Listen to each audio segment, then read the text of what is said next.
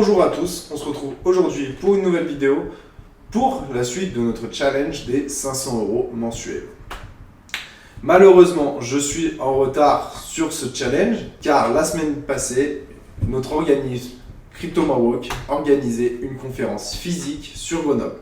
Je tiens à remercier toutes les personnes qui étaient présentes et j'espère qu'elles ont pu apprendre quelque chose. Je vous mets à l'écran quelques images de la conférence. Nous étions une cinquantaine de personnes présentes. Nous avons eu tout type de personnes, donc du plus débutant au plus confirmé. Cette conférence a eu pour but de faire découvrir Bitcoin au plus grand monde, mais également de comment et pourquoi investir en 2022. Nous avons également présenté la société CryptoMawok, dans quel but nous faisons ces vidéos et notre formation.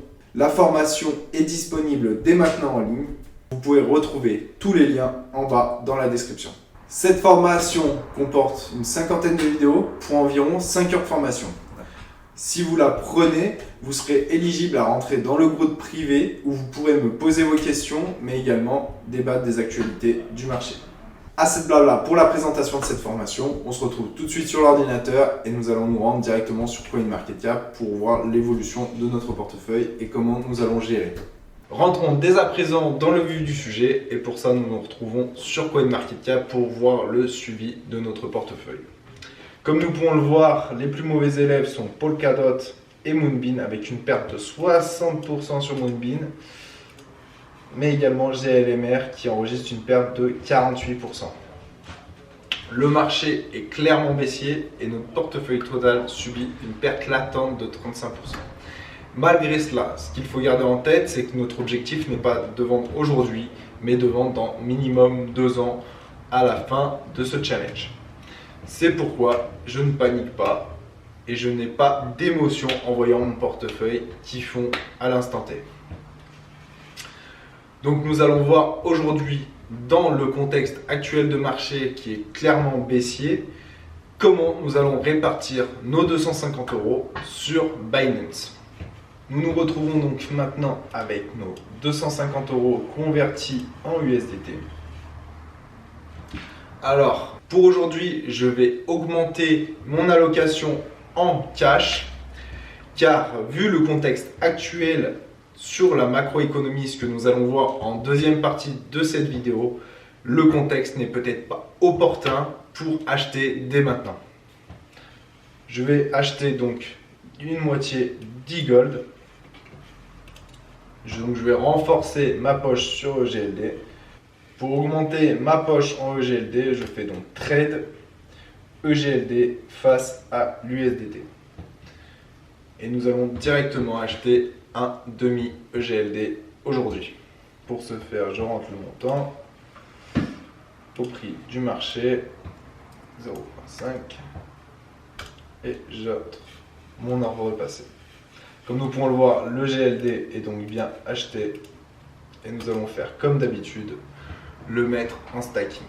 Comme nous pouvons le voir à notre écran, nos EGLD sont donc dans notre portefeuille spot et pour le mettre en stacking, nous allons sur Earn, Binance Earn.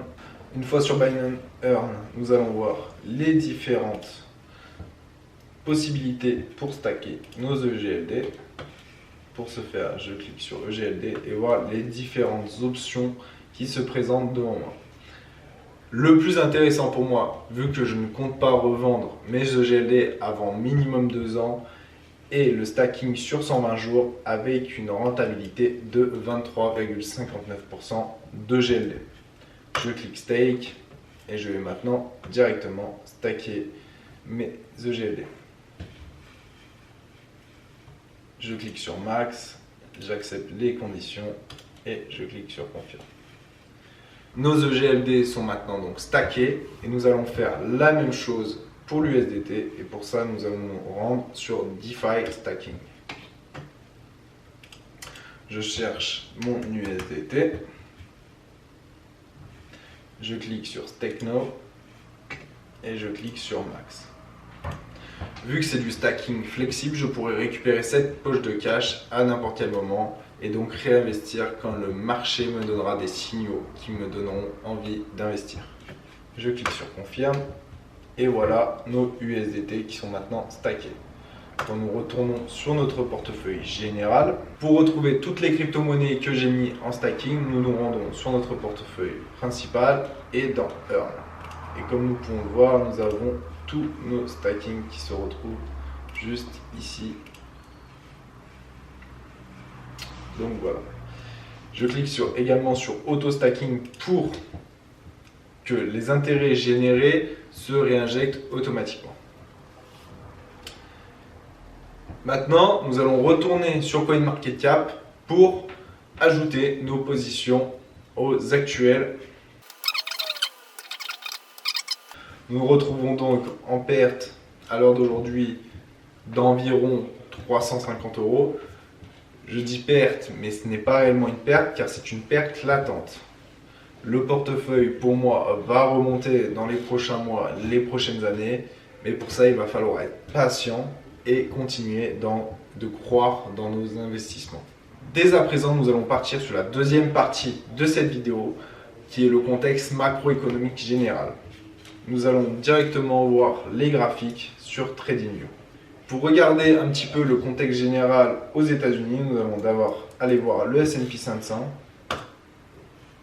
et voir ce qu'il en est. Nous allons directement voir l'état du marché grâce à quelques indicateurs comme par exemple le plus suivi, le S&P 500 qui représente les 500 plus grosses entreprises américaines.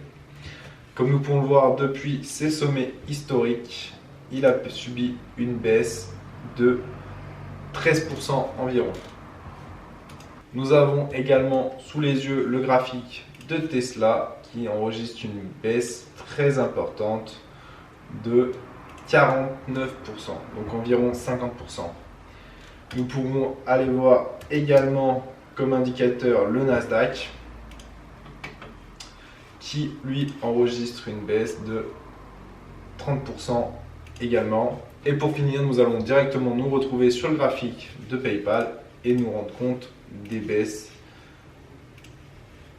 Donc pour PayPal, nous avons enregistré une baisse de moins 75%. C'est pourquoi le contexte macroéconomique n'est pas réellement opportun pour acheter à l'heure d'aujourd'hui. Les marchés chutent comme nous le voyons. Le S&P 500 se tient encore grâce aux grosses actions comme Apple, Amazon, mais pour combien de temps? Pour terminer sur le contexte macroéconomique, même si je ne vais pas vous faire un cours sur celui-ci, nous allons voir quelques indicateurs comme l'inflation en France qui a bondi en 2022. Comme nous pouvons le voir, d'après l'Indépendant, nous avons subi une inflation de 4,8% en France. Pour les États-Unis, c'est encore plus grave. Comme nous pouvons le voir, l'inflation aux États-Unis atteint les 8,3% au mois d'avril, malgré que c'est une économie très puissante avec l'US dollar qui est la monnaie la plus utilisée dans le monde. C'est pourquoi, pour moi, nous sommes dans un contexte de marché difficile, que ce soit pour le marché de la bourse, mais également pour le marché des crypto-monnaies. À l'heure actuelle, l'investissement demande de plus en plus de prudence, mais également de connaissances pour ne pas se faire grignoter son épargne par l'inflation. C'est pourquoi la formation est importante et savoir de quoi nous parlons l'est également. Je vous rappelle que pour le marché de la crypto-monnaie, vous avez tous les liens dans la description en bas de cette vidéo si vous voulez apprendre à investir dans les crypto-monnaies. Pour terminer, il ne faut pas être pessimiste sur le marché. Ceci dit, nous allons voir ensemble ce que nous pouvons faire à notre échelle pour limiter l'impact sur nos émotions, mais également remettre en perspective nos stratégies, comme nous le faisons sur le portefeuille en ligne sur YouTube. Deuxième point, ces corrections sur le marché traditionnel comme sur le marché de la crypto-monnaie ne sont pas forcément des mauvaises nouvelles. Car, je m'explique, le marché de la crypto-monnaie a besoin d'un nettoyage en profondeur. Pour les crypto-monnaies qui ne méritent pas réellement d'attention car leur projet n'est pas fondé derrière ou qui veulent juste s'en mettre plein les fouilles, celles-ci vont être directement éliminées du marché. C'est pourquoi ce n'est pas forcément une mauvaise nouvelle. Mais également pour le marché de la bourse, car nous verrons des prix que nous ne croyons plus jamais revoir. Ceci est également valable pour les crypto-monnaies. Gardez en tête que ceci n'est pas un conseil en investissement, mais simplement des faits que je relève. Pour ma part, comme je le montre dans cette série de vidéos sur le marché des crypto-monnaies avec une approche très passive, je garde une grosse poche de cash car je pense que nous n'avons pas encore vu la phase de capitulation. Ce qui veut dire que quand les gens vont capituler, les marchés risquent de s'effondrer encore plus bas. C'est pareil pour le marché de la bourse. Les phases de capitulation n'ont pas encore été vécues. C'est pourquoi nous n'avons pas encore de réel crash, même si des indicateurs s'affolent, comme l'inflation, mais également le fait que la récession est là sur les gros indices comme le S&P 500. Nous risquons d'entrer dans une phase longue et ennuyeuse sur le marché des crypto-monnaies, mais nous avons une approche passive, donc ce n'est pas bien grave. Tout ce que nous devons garder en tête, c'est notre discipline, notre patience et notre horizon d'investissement. Mais cette période permet également de revoir ses priorités comme sa stratégie. Tout ce que nous devons garder en tête, c'est garder ses objectifs et sa patience en priorité. Ce sera tout pour moi sur ce petit point macroéconomique, car nous sommes quand même sur le marché de la crypto-monnaie principalement, même si celui-ci est corrélé au marché des actions, et c'est pourquoi je vous les ai présentés aujourd'hui. C'est tout pour moi aujourd'hui. J'espère que la vidéo vous aura plu. Vous avez tous les liens pour ma formation dans la description. Je vous dis à très vite. C'était John de CryptoMawok.